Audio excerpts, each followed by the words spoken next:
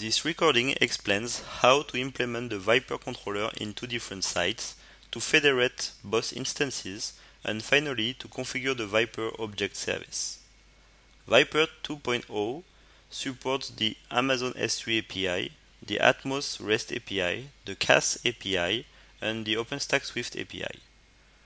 When using ViPR 2.0 on traditional arrays, VNX, Isilon, or NetApp, the local data protection is managed by the array itself, but the replication is done by ViPR to enable an active-active data access with strong consistency. When using ViPR 2.0 on commodity servers, for example with the ECS Elastic Cloud Storage appliance, ViPR also manages the local protection using Erasure coding. Erasure coding isn't performed at the object level. Instead, ViPR stores the objects in large containers and then protects the containers themselves with erasure coding. This provides high durability with a low protection overhead, even for small objects. When using ECS with more than two sites, ViPR is reducing the protection overhead by performing XOR operations between the remote copies. In this case, a read operation will be done using the local copy when this operation is done on the site where the object has been written. If the read operation is performed from another site, ViPR will read the object from the original site and then keep it in the local cache. Finally, in case of disk or node failure, the reconstruction will be done without involving any WAN transfer. What you've seen so far is the deployment of the first controller in the E6 server, which is located in Paris. We'll now start the deployment of the second controller in Boston.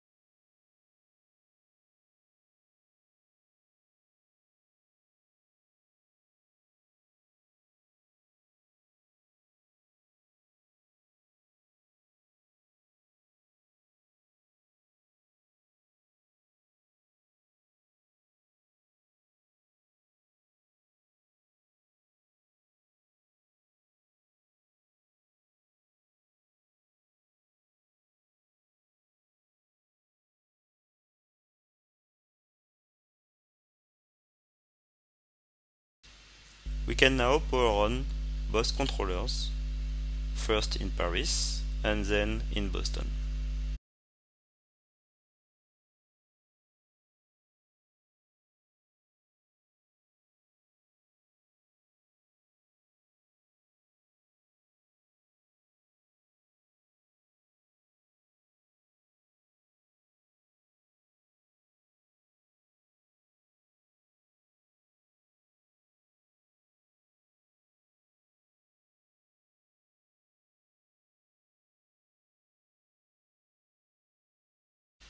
After a few minutes, we can log in on the first controller using the root password.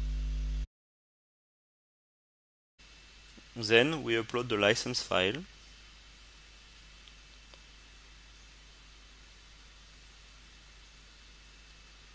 And finally, we have to change the root passwords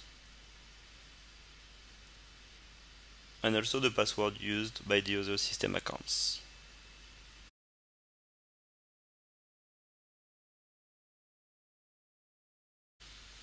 We also need to indicate the DNS servers and the NTP servers which will be used by this controller instance. And finally, in a production environment, we should configure Connect EMC for alerting purposes.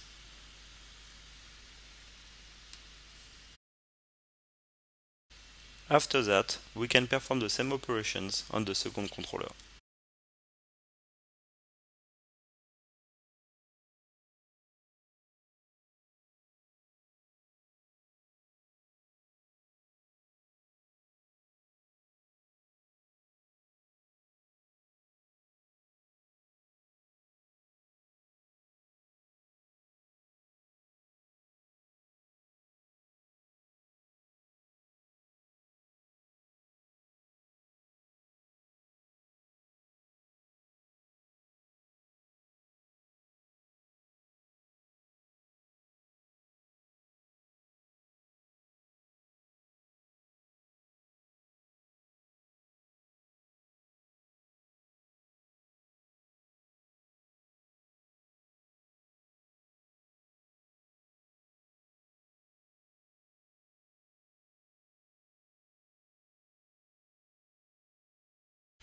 Each controller will reboot, and then the next step will be to add the data service IP address. In our case, we will only install one data service VM on each site. After changing the IP address, the ViPR controller will also reboot.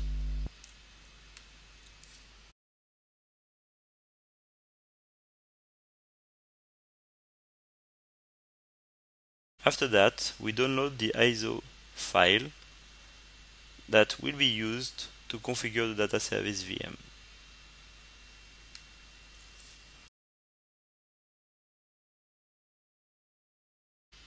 The ISO file must be placed in the directory where you downloaded the data service VM files.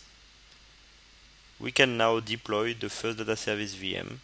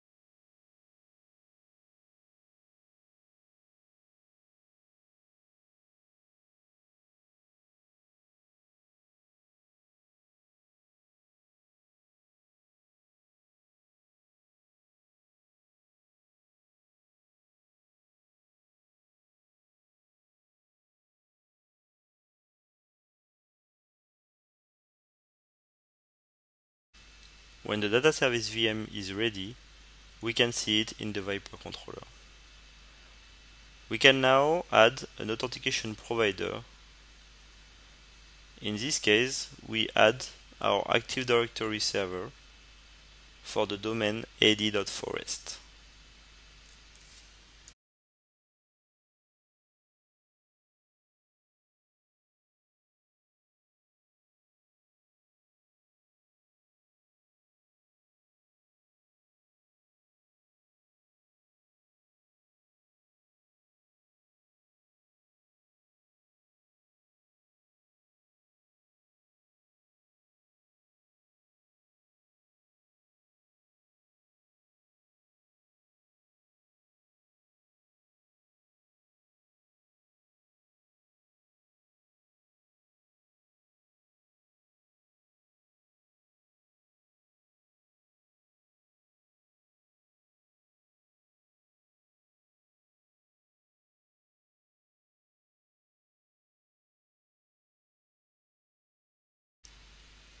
Then we create a ViPR user, in this case the administrator of our Active Directory domain, and we grant to this user all the roles.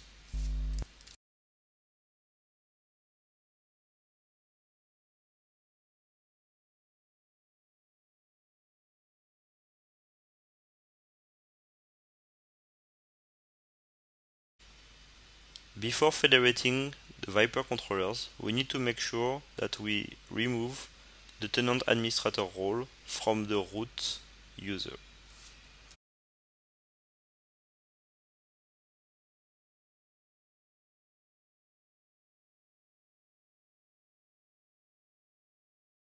We can now log in into the second controller, and we go to virtual data centers to copy the secret key of this controller. This will be used for the federation. We also need to download the certificate chain from the same controller.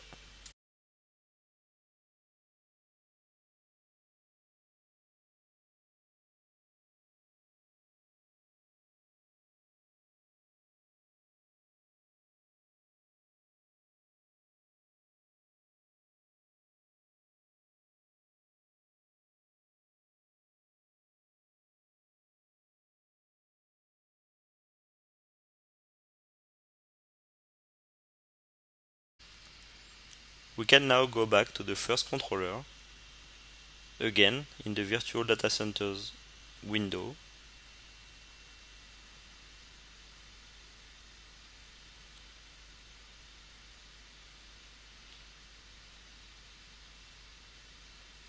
We start by adding a description for this data center, which is located in Paris, so we simply indicate Paris.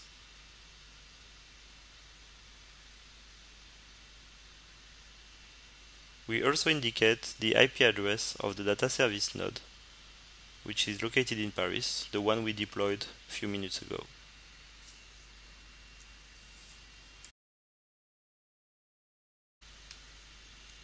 Finally, we can add the second virtual data center and indicate that this data center is in Boston.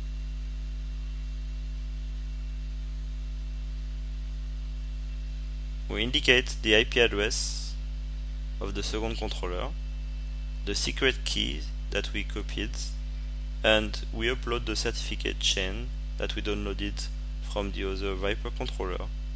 We can now save. We don't have to indicate the IP address of the data service VM in Boston because we haven't deployed this data service VM yet.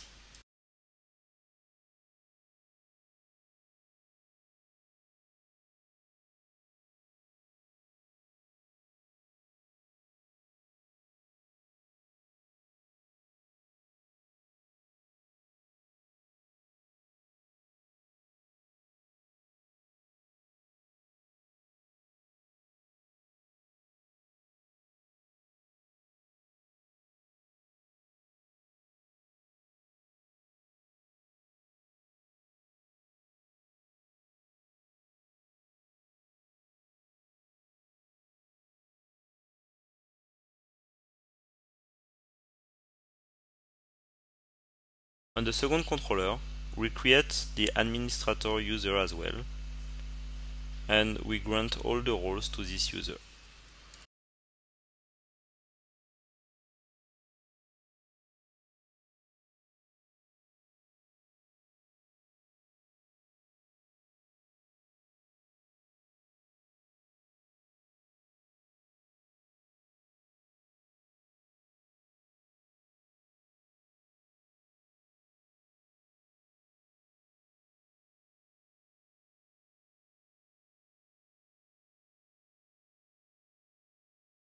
We indicate the IP address of the data service node we will deploy in Boston.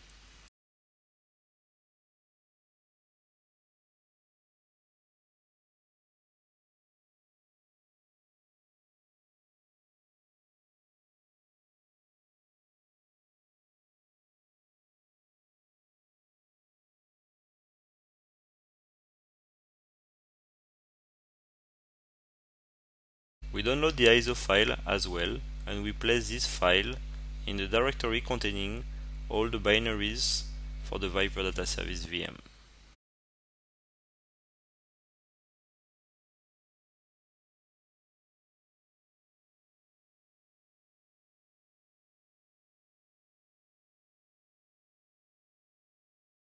We can now deploy the Data Service VM in Boston.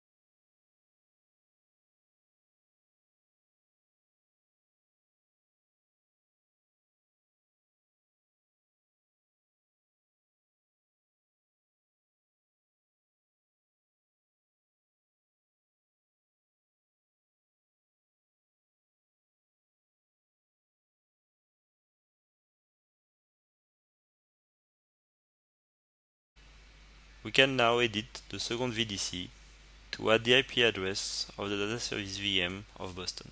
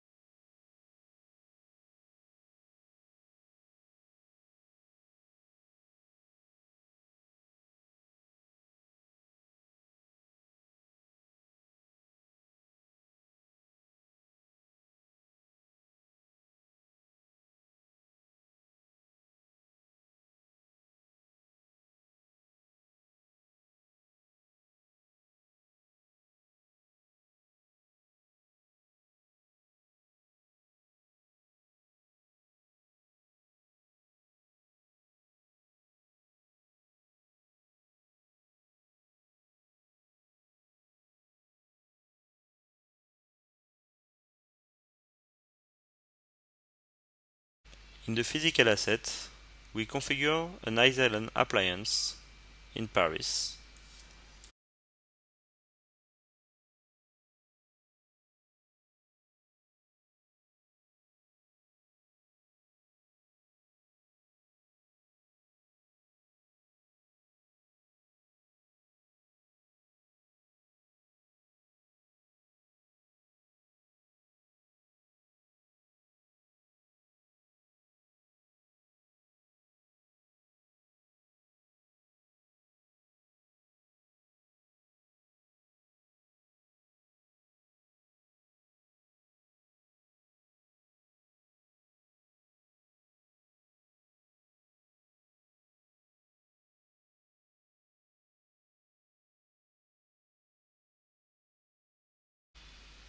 The next step is to create a virtual array in Paris as well.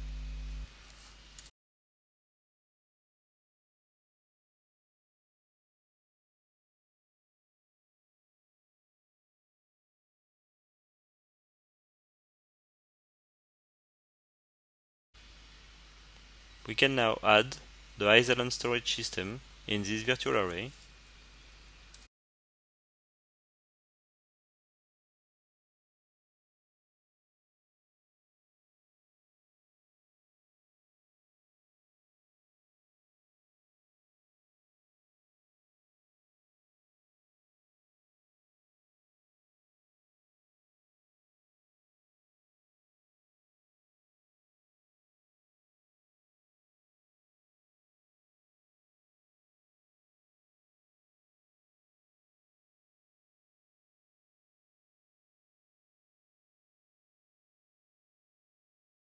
The next step is to create a file virtual pool from this virtual array that will allow the ViPR Data Service VM to access a NFS share that will be created automatically by ViPR on this array.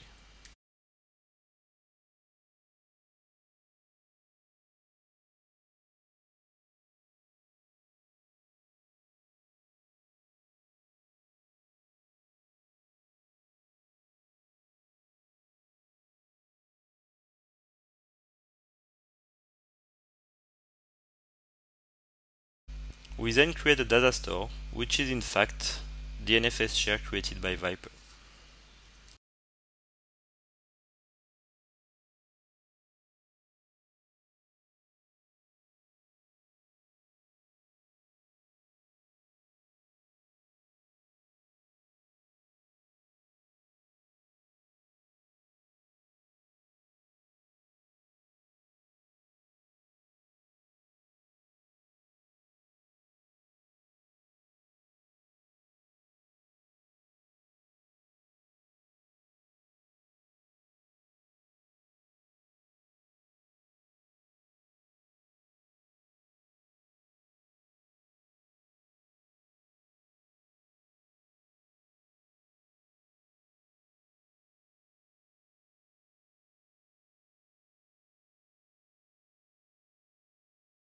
We can now perform the same steps in Boston, setting up the Isilon array, creating the virtual array, the file virtual pool, and then a data store.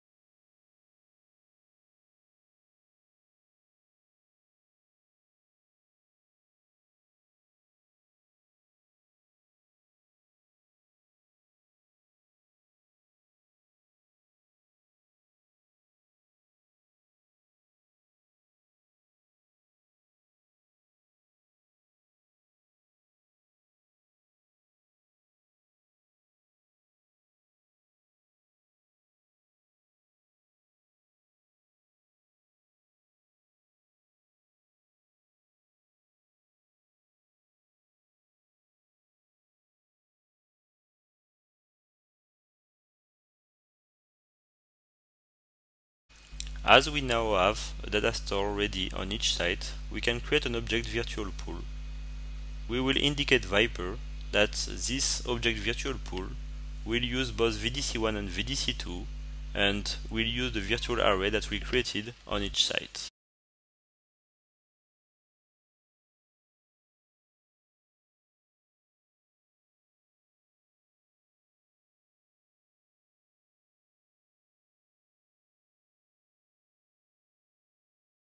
If you have this error message, it means that you didn't wait enough after the creation of the data stores, so you need to start again in a few minutes.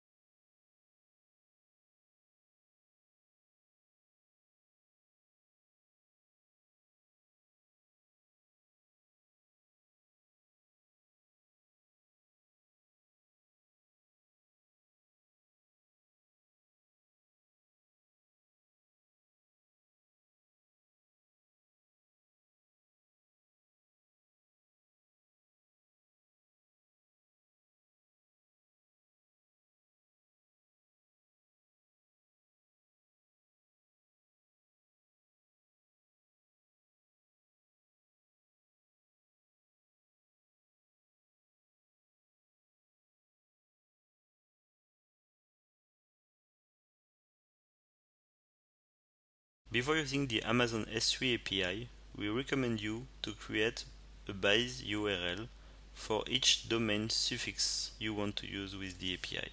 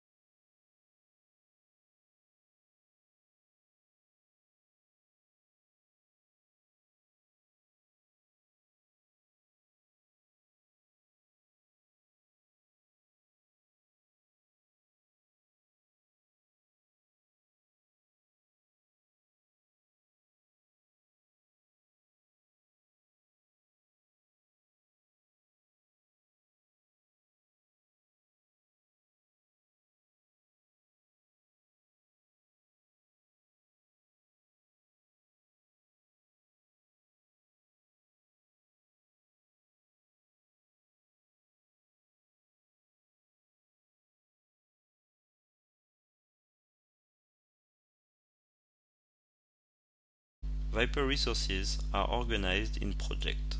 So we start by creating a project that we will use to create a bucket for the Amazon S3 API.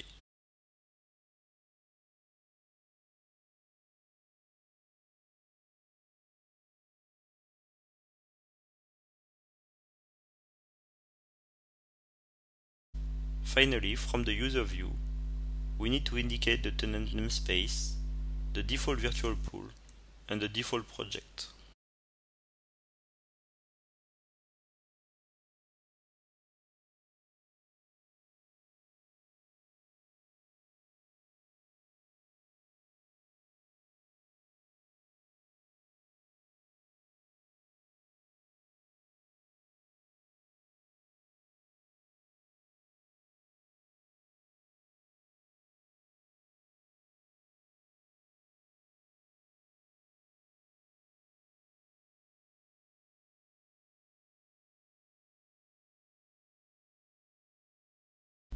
Everything is now configured, so we can create a bucket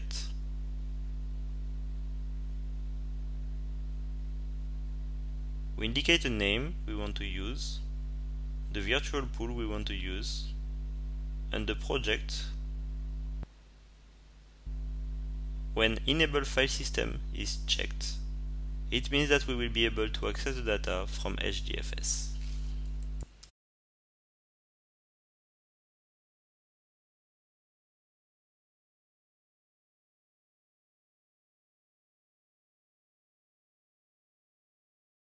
Finally, we'll be able to test the Amazon S3 API support using a tool called S3 Browser. We need to indicate the access key, which in our case is the administrator of our Active Directory domain. Then we need to get the secret access key from ViPR.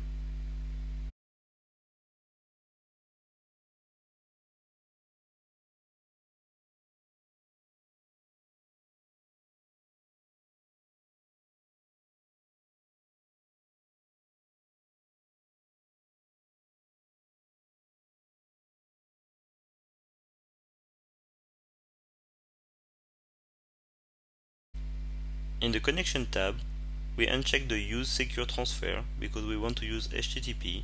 Then, on the proxy parts, we indicate the IP address of the data service VM in Paris and the port 9020.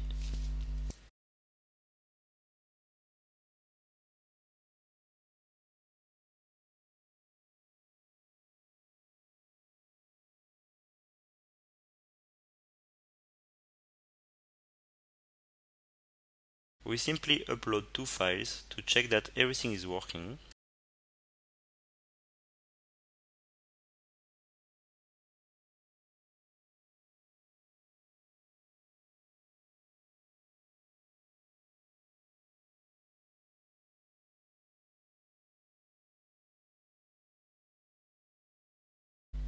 Finally, on the Connection tab, we now indicate the IP address of the data service VM in Boston, and we check that we can still access our bucket and our data from there.